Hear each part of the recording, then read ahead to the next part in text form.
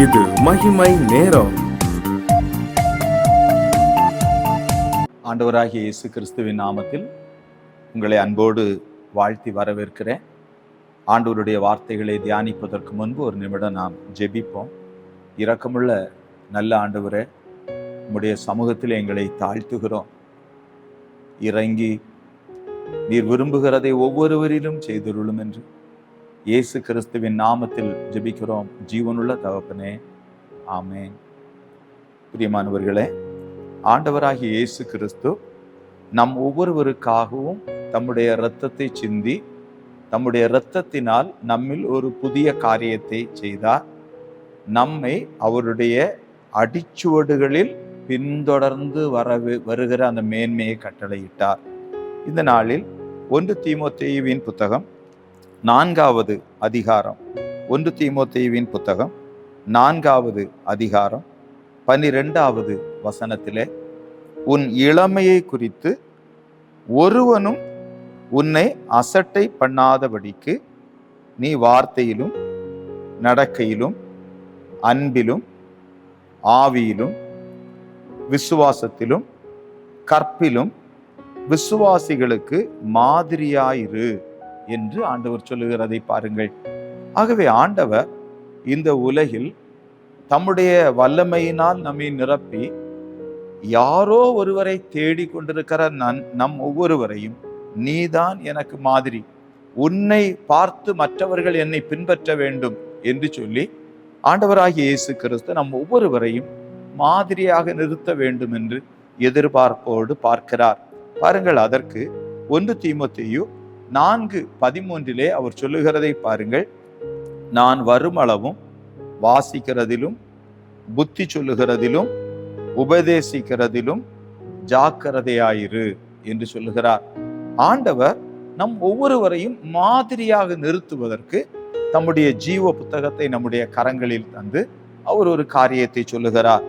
நான் வருமளவும் நீ வாசிக்கிறதில் ஜாக்கிரதையாயிரு, நீ புத்தி சொல்லுகிறதில் ஜாக்கிரதையாயிரு, நீ உபதேசிக்கிறதில் ஜாக்கிரதையாயிரு என்று சொல்லுகிறார். இந்த வேத புத்தகத்தை யார் வாசிப்பார்களோ அவர்களில் இந்த வேத புத்தகம் கண்டித்து உணர்த்தி அவர்களில் தேவனுக்கு ஏற்ற துக்கத்தை கொண்டு வருகிறது. ஆகவே அவர்கள் தங்களுடைய வழிகளை செவ்வைப்படுத்துவது மட்டுமல்ல, மற்றவர்களை காணும் போது அவர்களுக்கு புத்தி சொல்லுகிறவர்களாக மாறுகிறார்கள்.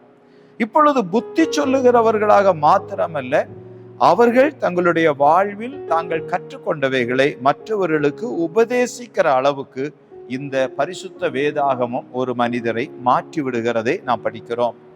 அது மட்டுமல்ல, 1 தீமோத்தேயு 4:14 மூப்பராகிய சங்கத்தார் உன்மேல் கைகளை வைத்தபோது தீர்க்க தரிசனத்தினால் உனக்கு அளிக்கப்பட்ட வரத்தை பற்றி அசதியாயிராதே.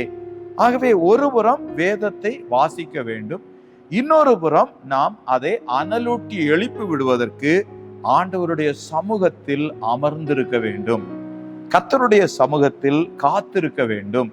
ஆண்டவர் தம்முடைய வல்லமையினால் நம்மை நிரப்பி நாம் திரளான கனிகளை கொடுக்கிறவர்களாக மாற்றும்படி நம் ஒவ்வொருவரையும் எதிர்பார்ப்போடு பார்க்கிறார். முதலாவது ஒரு காரியத்தை இந்த நாளிலே நாம் படிப்போம். ஆண்டவர் நம்மில் என்ன எதிர்பார்க்கிறார்? நீ வார்த்தையில் மாதிரியாயிருக்க வேண்டும். அன்பானவர்களே, நம்முடைய வார்த்தைகள் கிறிஸ்துவை பிரதிபலிக்க வேண்டும் என்று ஆண்டவர் எதிர்பார்க்கிறதை பாருங்கள். மத்தேயு எழுதின சுவிசேஷம் 12வது அதிகாரம், மத்தேயு எழுதின சுவிசேஷம் 12வது அதிகாரம், அதிலே 34வது வசனத்திலிருந்து நான் படிக்கிறேன். விரியன் பாம்பு குட்டிகளே, நீங்கள் பொல்லாதவர்களாயிருக்க நலமானவைகளை எப்படி பேசுவீர்கள்? நம்முடைய வாயிலிருந்து புறப்படுகிற வார்த்தைகள் கிறிஸ்துவை பிரதிபலிக்க வேண்டுமானால் முதலாவது நம்முடைய சாயலை கர்த்தர் மாற்ற வேண்டும். பாருங்கள், இருதயத்தின் நிறைவினால் வாய் பேசும் என்று சொல்லிவிட்டு தொடர்ந்து 35வது வசனத்திலே சொல்லுகிறார், நல்ல மனுஷன் இருதயமாகிய நல்ல பொக்கிஷத்தில் இருந்து நல்லவைகளை எடுத்து காட்டுகிறான். பொல்லாத மனுஷன் பொல்லாத பொக்கிஷத்திலிருந்து பொல்லாதவைகளை எடுத்து காட்டுகிறான் என்று எழுதியிருக்கிறதை பாருங்கள். ஆகவேதான் பிரியமானவர்களே, ஆண்டவர் ஒரு காரியத்தை செய்தார். அப்போஸ்தலர் 3வது அதிகாரம் 26வது வசனத்தை படிக்கும்போது, அவர் உங்கள் எல்லாரையும் உங்கள் பொல்லாங்குகளிலிருந்து விலக்கி உங்களை ஆசீர்வதிக்கும்படி தேவன் தம்முடைய பிள்ளையாகிய இயேசுவை எழுப்பி முதலாவது உங்களிடத்திற்கே அவரை அனுப்பினார். அல்லேலூயா. பிரியமானவர்களே, நம்முடைய வாழ்வில் கர்த்தர் ஒரு காரியத்தை செய்ய விரும்பினார். நாம் பொல்லாதவர்களாய் இருக்கிற வரை வார்த்தையில் கிறிஸ்துவை காண்பிக்க முடியாது. ஆகவே ஆண்டவர் ஒரு காரியத்தை செய்தார். தம்முடைய குமாரனை நம்முடைய இருதயத்தில் அனுப்ப வேண்டும் என்று தீர்மானித்தார். ஏனென்றால் ஆண்டவருக்கு தெரியும், இருதயத்திலிருந்து புறப்படுகிறவைகளே ஒரு மனுஷனை தீட்டுப்படுத்தும் என்று. மார்க் எழுதின சுவிசேஷம் 7வது அதிகாரத்திலே நாம் படிக்கிறோம். பாருங்கள், அதிலே 20வது வசனத்திலிருந்து நான் படிக்கிறேன். மார்க் 6:20 முதல். மனுஷனுக்கு உள்ளே இருந்து புறப்படுகிறதே மனுஷனை தீட்டுப்படுத்தும்.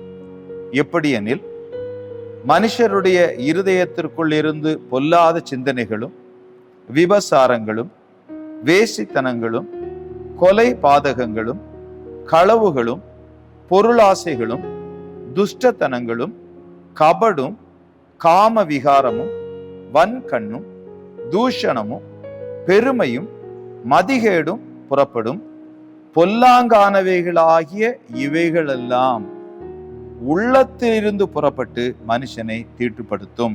ஆகவே பிரியமானவர்களே, ஆண்டவர் இப்படிப்பட்ட உள்ளத்திலிருந்து புறப்படுகிற வார்த்தைகள் எப்படி கிறிஸ்துவை பிரதிபலிக்க முடியும்? ஆகவே ஆண்டவர் ஒரு காரியத்தை செய்ய தீர்மானித்தார். யோவான் எழுதின சுவிசேஷம் 7வது அதிகாரம் 38வது வசனத்திலே வேத வாக்கியம் சொல்லுகிறபடி, என்னிடத்தில் விசுவாசமாய் இருக்கிறவன் எவனோ அவன் உள்ளத்தில் இருந்து ஜீவ தண்ணீருள்ள நதிகள் ஓடும் என்றார். தம்மை விசுவாசிக்கிறவர்கள் அடைய போகிற ஆவியை குறித்து இப்படி சொன்னார். அன்பானவர்களே, ஆண்டவராகிய இயேசு கிறிஸ்துவை விசுவாசிக்கிறவர்களை ஆண்டவர் அவருடைய ஆவியினால் நிரப்பி அவர்களுடைய வார்த்தைகளிலே மாற்றத்தை கொண்டு வருகிறார். எப்படி இந்த காரியம் வந்தது? இயேசு கிறிஸ்து இருதயத்தில் அவர் பிரவேசித்ததால் வந்தது. லூக்கா எழுதின சுவிசேஷம் 11வது அதிகாரம். லூக்கா எழுதின சுவிசேஷம் 11வது அதிகாரம் 39-40 வசனங்களை பாருங்கள். கர்த்தர் அவனை நோக்கி, பரிசேயராகிய நீங்கள் போஜன பான பாத்திரங்களின் வெளிப்புறத்தை சுத்தமாக்குகிறீர்கள், உங்கள் உள்ளமோ கொள்ளையினாலும் பொல்லாப்பினாலும் நிறைந்திருக்கிறது. மதிகேடரே, வெளிப்புறத்தை உண்டாக்கினவர் உட்புறத்தையும் உண்டாக்கவில்லையோ?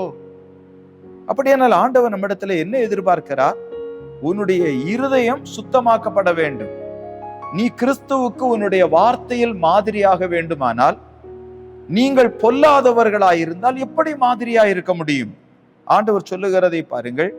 மத்தேயு 12வது அதிகாரம் 35வது வசனத்திலே, நல்ல மனுஷன் இருதயமாகிய நல்ல பொக்கிஷத்திலிருந்து நல்லவைகளை எடுத்து காட்டுகிறான். ஆகவே இயேசு கிறிஸ்து எப்பொழுது ஒரு மனிதனுக்குள் வருகிறாரோ அப்பொழுதுதான் அவர்கள் வார்த்தையில் மாதிரியாக முடியும். மத்தேயு 12:36 மனுஷர் பேசும் வீணான வார்த்தைகள் யாவையும் குறித்து நியாய தீர்ப்பு நாளிலே கணக்கு ஒப்புவிக்க வேண்டும் என்று உங்களுக்கு சொல்லுகிறேன்.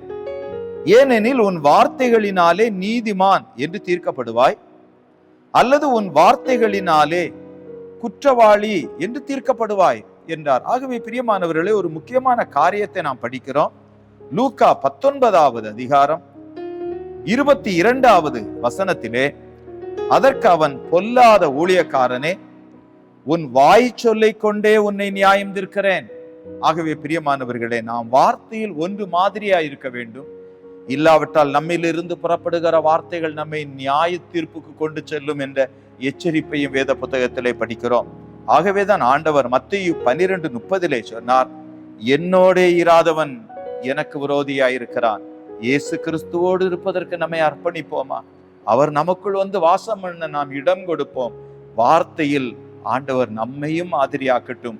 ஆண்டவரை நோக்கி ஜெபிப்போம். இரக்கமுள்ள நல்ல ஆண்டவரே, எப்படி ஆகிலும் இந்த வார்த்தைகளை கேட்கிற ஒவ்வொருவரும் ஆண்டவரே, வார்த்தைகளில் கிறிஸ்துவுக்கு மாதிரியாய் இருப்பதற்கு இரக்கம் செய்தருளும் என்று இயேசு கிறிஸ்துவின் நாமத்தில் ஜெபிக்கிறோம் ஜீவனுள்ள தகப்பனே.